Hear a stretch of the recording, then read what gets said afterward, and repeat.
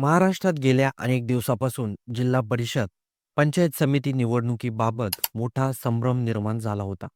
स्थानिक स्वराज्य संस्थेच्या निवडणुका खूप काळ प्रलंबित असल्यामुळे सुप्रीम कोर्टाने 31 जानेवारी पूर्वी निवडणुका घ्या असे स्पष्ट आदेश दिले होते.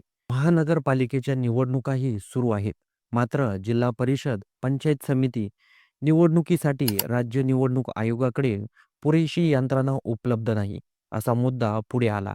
त्यामुळे राज्य निवडणूक आयोगाने 15 दिवसाची अतिरिक्त मुदत देण्याची मागणी सुप्रीम कोर्टाकडे केली आहे.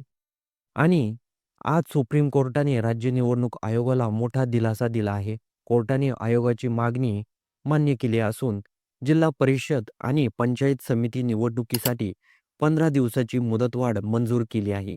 आता महत्त्वाचा प्रश्न नेमकं कुठे निवडणुका होणार आणि कोठे नाही.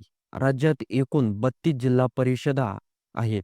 यापैकी 20 जिल्हा परिषदेमध्ये 50% पेक्षा जास्त आरक्षण आहे.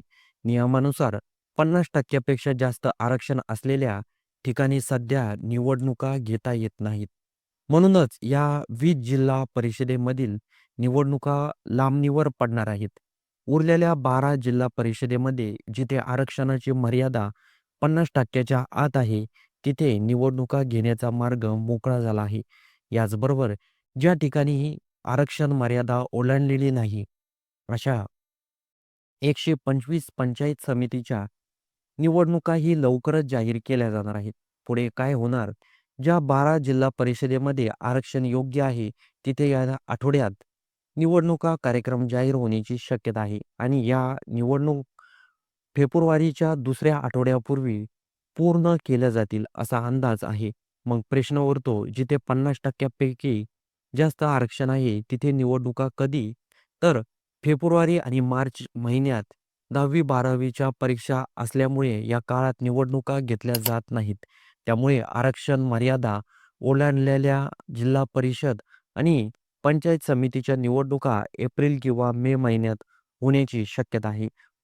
थोडक्यात सांगायचं झालं तर सुप्रीम कोर्टाने 15 दिवसाची मुदतवाढ दिली.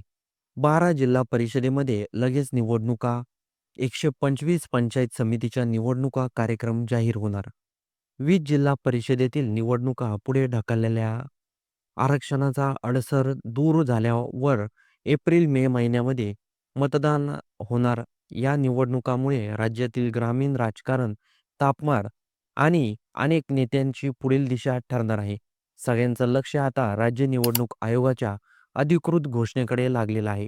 त्याचबरोबर महाराष्ट्रामधल्या निवडणूक प्रक्रियेबद्दल आपलं काही मत असेल, तर ते कमेंट बॉक्समध्ये नक्की नोंदवा आणि व्हिडिओ आवडला असेल, तर सर्वात आधी चॅनलला सबस्क्राईब नक्की करून जा.